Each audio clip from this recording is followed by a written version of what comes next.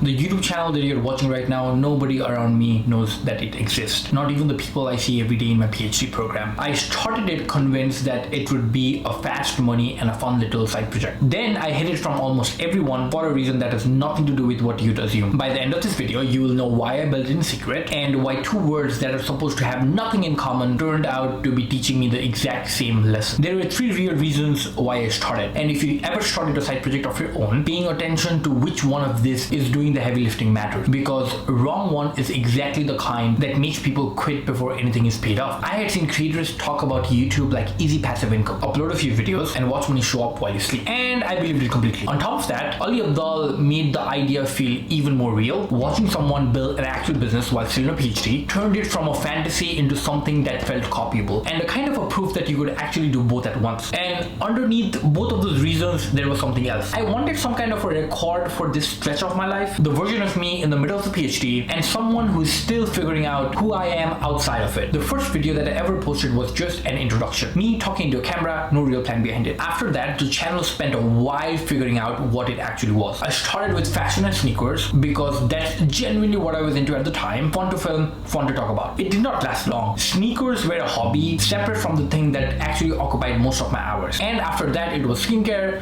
for roughly the same reason. Something I cared about on the surface, disconnected from the hours that I was actually spending away. Academic productivity felt different at the moment I tried because the channel was finally about the actual texture of my life. Instead, a version of it I thought it would perform well. Looking back, that earlier stretch taught me something real about being on camera and cutting a video together, even if none of those early videos were really about anything yet. However, I'm still passionate about all of these things though. All three of those original reasons, the easy money, Ali Abdal, and the record of my life, had one thing in common. I assumed every part of this would move fast, including finding the right thing to even film. Almost everyone in my life still does not know that this channel still exists. I found a reason to keep quiet instead. If you ever kept something you're building completely hidden from the people closest to you, you know exactly how much that is going to cost you the longer it goes on. A few of my friends and family do know, and at one point it came close to spreading past just them. Close enough for a few days that I genuinely did not know whether more people were about to find out. The obvious guess for why I kept it that quiet is that I didn't want anyone thinking that I was not serious about my PhD. That guess plays a part,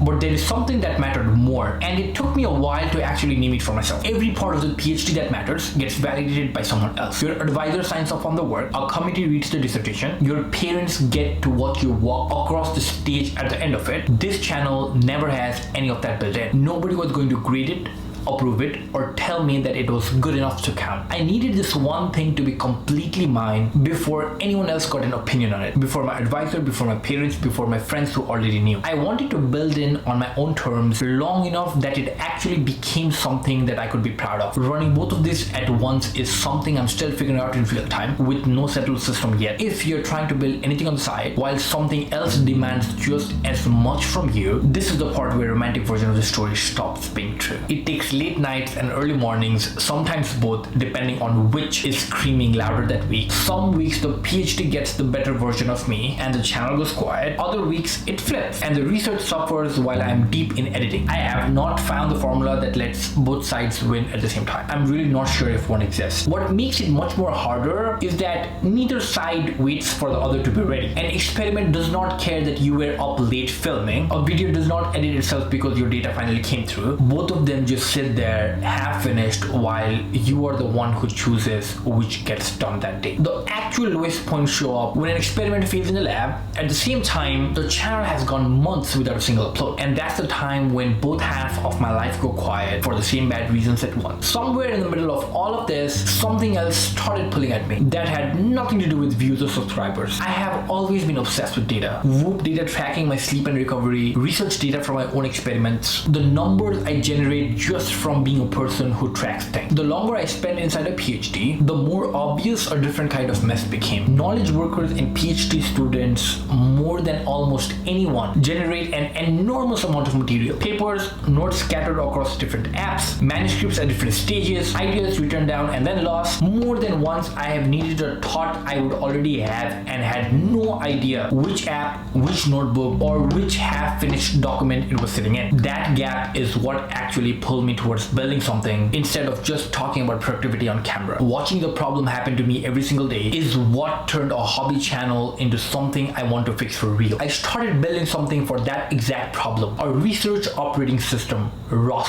for short, which is meant to put your paper, notes, manuscripts, your experimental data all in one place you can actually reach instead of being scattered across dozens of apps. There's a website up for it now with a waitlist open. If organizing your own research life sounds like something you need to, there's a link down below. So the honest update is that all that exists right now is just a website, the waitlist, and the coursework that I'm still building, which is sitting there before a single person has actually used it. That's the actual unpolished state of it. Most of the work on it happens in the same stolen hours as everything else. After lab work, after editing, whatever is left of a day that already belongs to two other things. Entrepreneurship to me has always been about building something with real value, even before anyone else can see it, which is exactly where ROS is right now. None of these, the channel or ROS, turned out to be the shortcut I expected when I started either one. Building something real out of either took the same kind of slow, mostly invisible kind of work the PhD already demanded. If you're chasing something on the side, hoping that it's gonna pay off faster than your main path has, this is the part that matters the most. I'm not going viral. There's a real chance that this channel never gets famous. And there's even a bigger chance ROS sits at 0 users for a long stretch first. I have stopped needing either outcome to make any of this worth it. What I have actually built instead is a set of skills. Writing, editing, talking on camera, building a product from nothing, none of which I had before, and none of which anyone can take away once they are built. The same patience that gets me through a failed experiment in the lab is the same patience I needed to keep posting through months where almost nobody watched, and it is the same patience ROS is going to need before that waitlist turns into anything real. Different rooms, same muscle. I've already watched that muscle carry me through worse odds than this, and that's exactly why I am also confident that all of this is going to pay off eventually. Everything in this video happened around one constant: a PhD that takes up most of my actual hours, the field experiments, the slow timeline, the thing none of this, the channel or ROS ever replaced. If you're watching this video until this point, you now know more about the channel and the product I'm building than you do about the actual PhD, the thing that was supposed to be the main event. I have never shown what a day inside that looks like, start to finish, lab included. That's the video I'm pointing you to next, an actual day in the life of my PhD, the slow grind this whole video has been about, finally on camera.